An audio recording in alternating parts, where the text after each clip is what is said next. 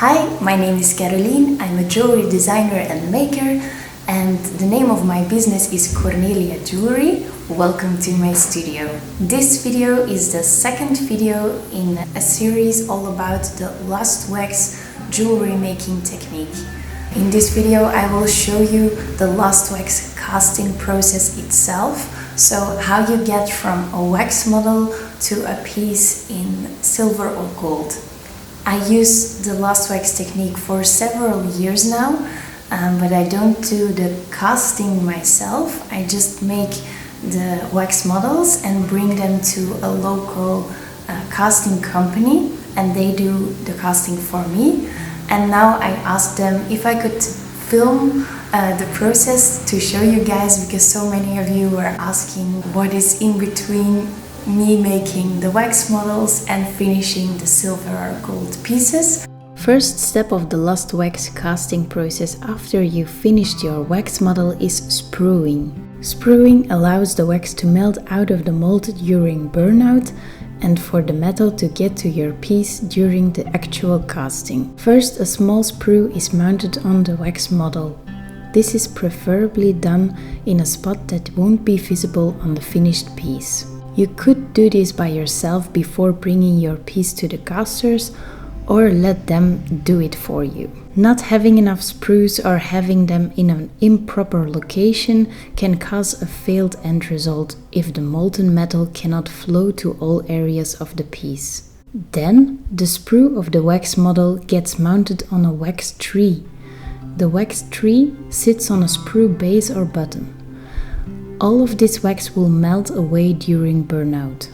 Then the flask is lowered over the waxes. Now it's time for the second step of the lost wax casting, to invest. Investment is mixed and then poured into the flask, covering all the wax models.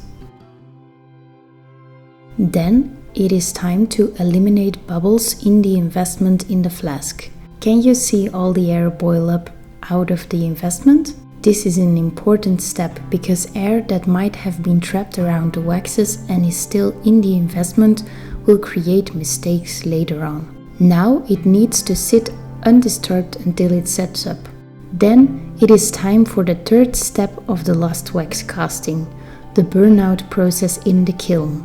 This takes several hours and different stages at different temperatures.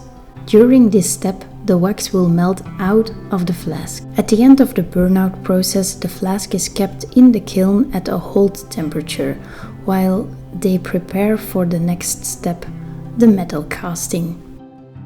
So now it's time to melt the metal.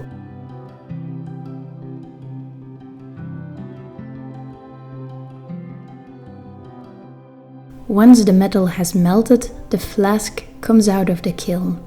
Turning the flask upside down and checking to see that the pathways are clear. The flask is placed in the casting machine with the hole facing up. The metal gets poured automatically into the flask.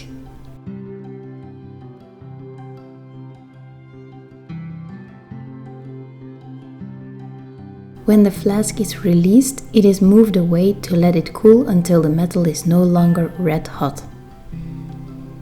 Now that the metal has cooled a bit, it is time to quench, making sure the flask is completely under the water.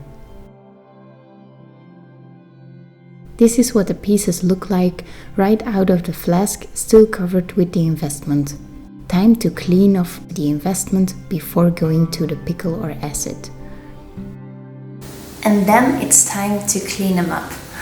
Remove the sprue, grinding, filing, sanding, and a final polish. I hope you have a better understanding now of all the steps that go into this lost wax casting. And if you liked the video, please give it a thumbs up.